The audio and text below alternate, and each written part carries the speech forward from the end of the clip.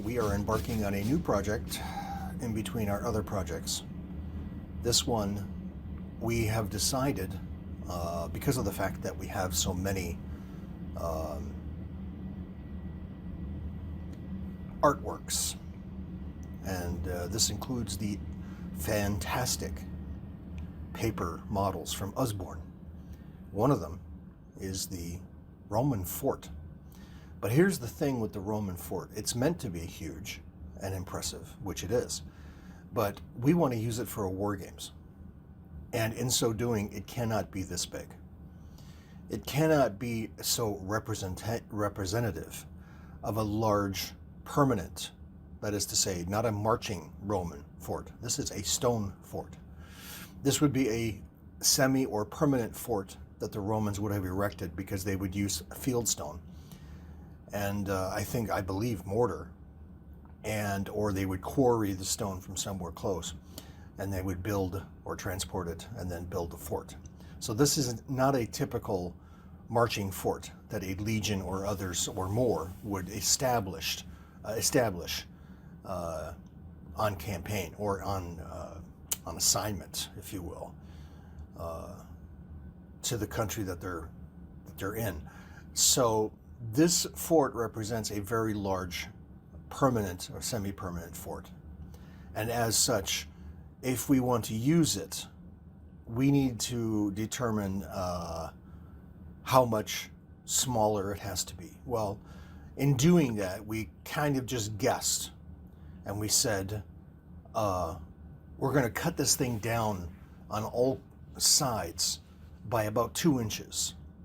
Although, as you can see, it is a rectangular shape, so that is a kind of an issue. We want to maintain the rectangular shape, so proportionally speaking, we have to measure and cut down the artwork here.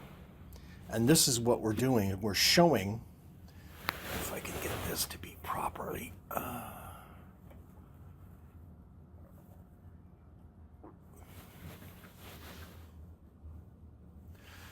We're showing the book itself. Actually, just to be clear, here is the item that we're talking about. So this is the Roman fort, and the instructions are in the inside. So that's why this cannot be destroyed. The truth of the matter is that this model, artwork, beautiful as it is, we've decided the better thing to do is just not to use it at all. Because what we had considered doing was cutting down the length of the graphic, and then the width of the graphic, the depth, and then the length of the graphic. Actually cut it down and make it smaller. But when we consider doing that, we're going to lose some of the graphics that are embedded in this. We would cut into them if we were to cut the whole sheet to the new size we want. And therefore, that doesn't quite work if we want to maintain some of these graphic arts. These graphics that are on here represent the ground that the building would sit on and the stone that would be at the ground that would make walking around it somewhat easier, like a sidewalk. And the same goes for the manor, the large manor building. It's all stone, whereas if this was a marching fort, it would not be. This would either be wood, and the same goes for these barracks right here. These are all the barracks, and there's a stone walkway in between them. And I'm just describing this so you understand what we're dealing with. So the stone walkway in between them is so that the ground doesn't get ridiculously, muddy. And in other forts and in movies, we've even seen they have actually laid wood to make a sidewalk. Otherwise, in the rains, if they don't grade the ground properly, that water is just going to build up there. And again, even in Roman times, it's interesting. Even in Roman times, we can see that they had difficulty or they had to consider the realities of water and runoff and how that affects where they are. So they would have to grade this, or it would become a muddy mess, even if they had stone walkways. And that's what these graphics all represent. So when we go to cut the size of the graphic down to make our area smaller for wargaming, we're essentially going to hack it apart so much that we said, you know what, let's just not even use this. Let's just not even use these graphics. Let's just go ahead and make the fort. Just go ahead and cut the pieces apart that we are going to be using for the fort. And we've already guessed, and therefore, after guessing how much we were going to cut these down, we maintained the mathematical shrinkage and followed through on the other wall segments that we're going to cut down proportionally. So we measured it out, and it came out to be from the edge of the artwork to the new location. In other words, we're going to remove this part, and we've determined that it's 111 millimeters we are cutting out of there. So on the long walls, 111 millimeters comes out on both sides of the gate. That's what this represents over here, is the gate. So on the other wall, take out another 111 inches, and this length becomes shorter.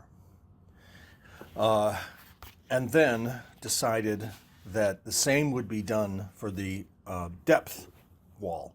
We would cut them down about 2 inches and 2 inches, so that the whole operation, the whole fort, becomes pretty darn close to just being like this big instead of this big.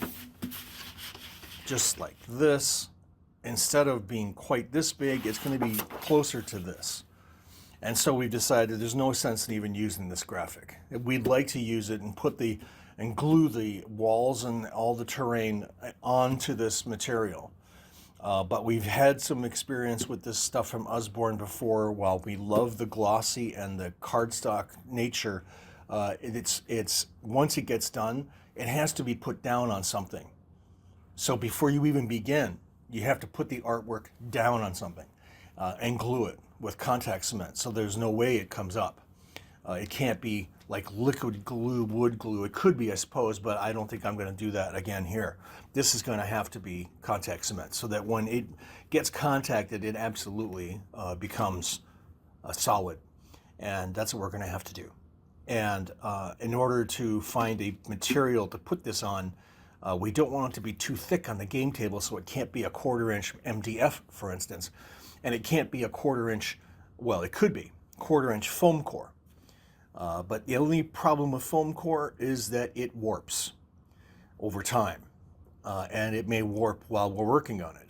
Because as we put down these things and glue them to the foam core, it might begin to warp. And that's a concern. But in this case, as I said, we're actually not going to use this ground artwork. We're going to leave it aside, and we're simply going to build the fort in this area and put it afterwards on something. Maybe mat board might be the best option. A sheet of mat board that isn't too big, doesn't have much warp to it. So that's what we're going to be doing.